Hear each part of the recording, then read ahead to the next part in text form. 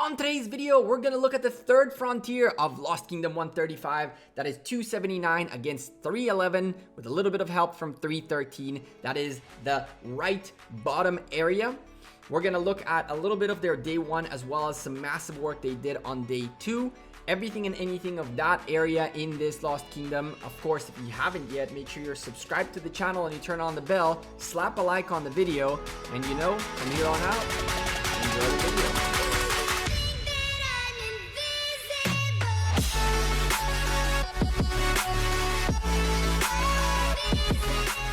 Hey there YouTube, welcome back to Gekko Gaming. Today we're taking a look at the bottom area of Lost Kingdom 135. As you can see, L-Fam going ham straight at the bottom towards the folks of DSN. That is right, we're looking at Kingdom 279 against 311. Now, I'm going to start by prefacing that unfortunately, this is the frontier I got the least amount of action on day one. The reason for that being the time zones didn't work out really well, and this started right after Osiris League cast, which by the way, we have a new Osiris League cast coming up this Sunday. 3 matches are going to be casted, and trust me, you don't want to miss that. But anyway, I was beaten down. I was so tired. I could not stay up all night recording. And these guys fought really hard towards the early morning, 2, 3, 4, 5 a.m. my time. I couldn't stay up.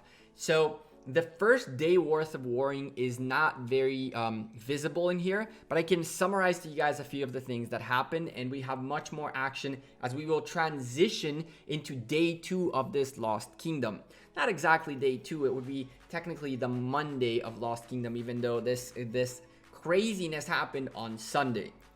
So the folks of 279 decided, first and foremost, we're going to do exactly what 291 did up on the top. We're going to go on the border and make sure we cut off that bottom, and then we go focus on the center. Now, the alliances involved, you guys can see them on the screen. We're talking about 7 alliances with 25.3 billion power total, going up against 4 alliances with 18 billion power. There's a clear power disparity between these two kingdoms. And on top of that, we have the folks of 313 who are the center right kingdom. They were fighting 289 up on the top, but they also had a branch coming down to the bottom. The fun part about being a center kingdom is that you can pick which side to go to, and you can go to both, trying to guarantee yourself access to the next zone. Unfortunately, for the folks of 311 as well as 313, the guys of 279 were not messing about. You can see right there 4 fortresses dropped by 311 in an attempt. I believe it's 311 that dropped those, and 313 dropped a few up on the top later on in an attempt to hold on to at least one pass. Usually the name of the game of zones 5 is how do we maintain a level 5 pass to make it to zone 6. Zone 6 in the Lost Kingdom is a very important zone as it has most of the firepower when it comes to the honor points, when it comes to the Altar of Darkness, which is one of the best ways to get your individual honor points. And in general, when you're looking at making the best run in Lost Kingdom, you definitely want to have access to all these zones. So the number one priority for 90% of these alliances is to lock themselves a good spot on a pass. The problem with that is that when you put too much emphasis on making sure that area is secure first, you're allowing your opposition to build up a good offensive that is an offensive that is connected to their area, to their zone 4 all the way to you. And this is really what happened with 279. 279 found themselves in a situation where they've built all these branches coming out of their zone 4 that they had very good control of most of the area at the bottom and going towards the center very fast, while 311 and 313 were really trying to focus on getting closer to that zone 6 wall to hold on to passes. 279 are ruthless. Anything they could zero, they zeroed. Anything that got caught that was stayed outside of territory, got wiped, to the point where some individuals from 279 placed themselves in places where they can get rallied intentionally while being online and took rallies and pretended to be offline until they couldn't anymore, just to piss 311 even further. An alliance that I didn't highlight but is also very critical in 279's mission is TT, the Titans. These guys are massive, and ANKA come from Kingdom 313. That fortress right there was dropped from 313 all the way into this Zone 5, and 279 just worked their way up there and did massive damage. Look at this rally. 61,000 deads compared to a crazy 440,000. This was just unbelievable. Now, as you can see, these are the fortresses we previously saw that were close to the pass. What did 279 do? Flagged their way there. And can you guess what came up next? Obviously you can. The rallies came, and all those 4 fortresses that were next to that pass went out like that. They went out that fast that truthfully, I'm not entirely sure whether they were worth it or not. Like you can see right here, this fortress is still being built, and it's probably not going to last. You'll see in a moment as the rally lagged out a little bit. We got to talk about this for a moment. The lag inside Lost Kingdom 135 was absolutely crazy. It wasn't only absolutely crazy to the players playing, it was even crazier for me spectating. It's unreal that you cannot even watch the action happen. And truthfully, I don't even know if I was watching the action happen, but that's the action that actually happened. Like the rally got stuck there for a moment. But when the damage started coming in, it was massive, and DSN just couldn't hold on. One of the most important things that I noticed in 279 against 311 and 313 is that 279 was one of those kingdoms that had the biggest issues when it comes to inactivity during certain hours. And the folks of DSN of 311 definitely took advantage of it as much as possible. However, because of their superiority as a kingdom in terms of power, for 279 to gain ground was much easier than for 311. And for every 3 flags built by 279, 311 were only able to destroy 1 or 2. And so the progress kept coming consistently. As you can see, there's another fortress going out the window, and another one that managed to get built on time already burning. It was just an overwhelming amount of massive firepower by the folks of 279 very early on.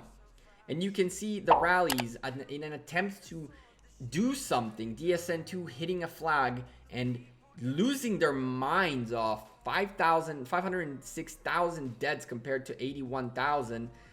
It was just impossible. You can also see the despair in the commanders, the difference in the commanders, as a Sun Tzu is leading a rally in here with a Charles Martel in the back against a Charles that isn't maxed out, holding on to the garrison, first commander. A little bit of a questionable thing right there, but with Richard in the back.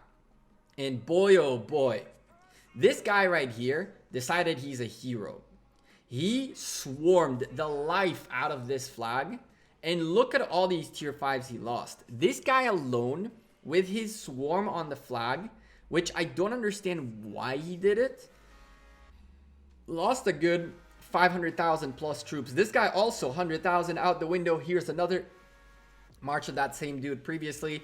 That first Ethel fled march, I can understand why it was done, but the next 2, I just don't get it. Now, every time DSN and DSN2 or anyone in here tried to get a little bit of progress done, 279 were on the spot and ready to come at it. To the point where you'll see as we will go through more videos of Lost Kingdom 135, at some point, 311 and 313 did manage to put a really good pressure on 279, and they did manage to burn a few flags, but the reaction by 279 was always so consistently good that when you look at who wins and who loses the most, 279 usually won the most, and 311 usually lost the worst. And even though 311 managed to push back 279, the damage that was being inflicted was massive. This already is day 2. We have transitioned into day 2. Look at how much positioning 279 have on the map. They've already completely locked down the bottom. They've already started working towards the center, and now they are just plowing through all these DSN flags, these DSN forts, just rally after rally after rally. Now, I need to apologize to 279 because on their day one, I had a really hard time keeping up with them because what they did was done while I was asleep. But again, 279 did show up and showed up big time, and we're going to see a lot more of their action, of them hitting back in a future video when we're going to talk about this day two. But this is an example of how 313 tried to get involved. This was one of the first interactions 279 and 313 had, a flag for flag showing up there, and 279 right now are on their back foot, quote unquote, when it comes to the best times for them to be on the offensive. And at this point, 279 had to prove that they're able to hold on to their ground as well as get more damage done. 313 really confused me because they started with a strong offensive up to towards the top against 289 and a little bit of a sliver down to the bottom. But when they recognized that their 289 efforts were starting to dwindle down, they started focusing back down.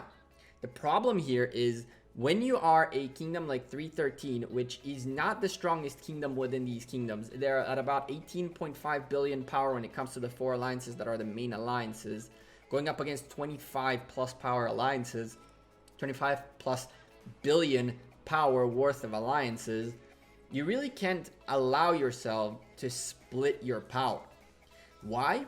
Because they lost so much to 289 that they didn't seem to have that much left in the gas when it came to coming down at 279, but they still did everything they could to get it done. And even though they kept rallying this flag over and over and over, and they did, I believe, manage to burn it at some point, the folks of 279 who were on their back foot were not going to let this go down cheap.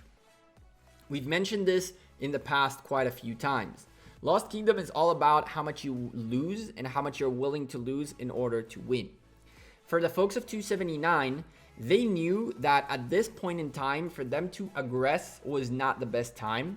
And they knew that for them to be up on the top and win this, they're going to have to essentially milk 313 into consistently doing what they were doing, which is a constant rally after rally after rally, which was a very successful strategy. Unfortunately, however, it did not work in the sense that the folks of 313 were very invested in the flag. And unfortunately, again, we don't have reports in this video of this flag hit, but we will have some of these reports in a future video. I was recording on 3 different devices, 2 or 3 different devices. If you want to see how I covered this Lost Kingdom, by the way, in my Instagram, you'll find a picture of how I covered this Lost Kingdom. Sometimes footage doesn't disappear, but it takes a little bit of time to sift through all the footage. And I believe that some of these reports are somewhere within one of the folders that I haven't gotten through yet. As I recorded it on 2 different devices, and I opened reports on certain devices while recording on a different one. You will see that when you look on the top left side of the screen, you'll see the power. That's a farm account. You'll see some of the footage is from my main, some of them are farm from another farm. So just keep that in mind. Going back into the action, as in this specific video, what we're going to see is primarily the first line of defense that the folks of 279 were putting up. They took so much control of the map that for them to give up on a flag or 2 was really meaningless. But they knew that they're not going to give up on a flag without making the folks of 313 or 311 pay the price. I believe this flag took a good, 10, 15, even more rallies. And really, TT or Law, the 2 of them right there, really made 313 pay. With open field combat and severely wounded, to swarming rallies, to reinforcing the flag and causing deaths. This flag just stayed there for as long as possible. And it burned at the end, but even when it burned, it did not burn to the point where it was a complete loss. Again, 279's primary time is unfortunately, my worst time. And I cannot stay and record all night because, you know, full-time job, all that stuff, you know, gotta sleep every now and then. Plenty of sleepless nights doing Osiris League and casting and streaming and all that good stuff. It was just too much. But I believe that the future videos you're going to see from 279 will really show you how strategically savvy these guys are and how much they've leveraged their positioning to make DSN and 311 as well as 313 feel comfortable enough that they do consistently try to push out, but not too comfortable where they gained any ground at any point. This is a final point I want to mention in this video, which is when do you aggress and when do you not aggress? I think 279 did a really good job at being very strong at holding their territory as well as gaining territory, but they weren't too aggressive or too harsh or too strong on 313 or 311 to make them give up. The biggest problem in Lost Kingdom, especially with a situation like this when there is power despair between kingdoms, is that you have to get your opposition not to give up, essentially. If you're the stronger guy and you want to keep the fighting going, you can't beat them down within 10 hours. If you send all your tier 5s to massacre, what'll end up happening is 8, 10, 12 hours worth of war and then 2 weeks off worth of nothing. And so what these guys at 279 did is they did, every time they logged in, make sure they gained ground. But at the same time, they did not gain that much of a ground that it made 311 or 313 feel like they don't stand a chance, which is why you'll see in the next video coming up about this war that these guys, that the folks of 311 and 313 kept dropping forts, putting flags, trying to aggress, trying to push. And even though 279 did hold quite easily, it was more like, okay, cool, keep coming. Okay, you burned us a couple times. We're fine with it. We're fully in control at all time. They were always in control, always knowing what they're doing, and most importantly, they kept baiting that extra fight. Again, I very much apologize to 279 for not having that much action on this first video. I did want to use this video as a transition as we finished day 1 that Sunday night, and now we are on Monday afternoon. And it's time to take a look again. We're going to go back into looking at what's happening up on the top, what's happening on the left, as well as what's happening at the bottom in the next couple of videos. And trust me when I tell you, you're going to see so much more out of these guys, not only offensively, but defensively, as well as another day as we are already on a Tuesday. And the fighting is still happening. This Lost Kingdom is still wide awake and wide open. And for the first time in a while, I believe we're going to see a Lost Kingdom that's going to last, the fights are going to last more than 2 or 3 days. Although, if 279 keep doing what they're doing, it might not last that much longer. Anyway, I'm Gekko. I'm out of here. Thank you guys very much for watching this video. Again, I apologize if this video was a little bit stale on the action, but I wanted to lay down the ground for what you guys are going to see on the next video of 279. These guys have some monster plays happening in their area. It was just unfortunate that the first day was a little bit rougher for me to catch the action. Again, if you guys like this content, slap a like on the video, subscribe to the channel, Twitter, Facebook, Instagram, and Discord down in the description down below. Click show more under the game's name. You'll see the game's name on the bottom. Click show more. And then if you look in the Instagram link, you'll see a picture of how I record Lost Kingdoms when I have to cover multiple frontiers. Just something for you guys to take a look at. And by the way, I upgraded that setup a little bit, so next time that image is going to be even doper. I'll see you guys sooner rather than later. Enjoy your weekend. Come join us on stream tomorrow, Saturday, 4 p.m. UTC. We usually stream Wednesdays and Saturdays, 4 p.m. UTC. So come by and say hi. And of course, Osiris League cast coming up on Sunday. We have 3 quarterfinals, and then we got the semifinals and the finals coming up. Very exciting stuff on the official Rise of Kingdoms channel. Make sure you go check that out. And we'll see you sooner rather than later. Take care. Bye.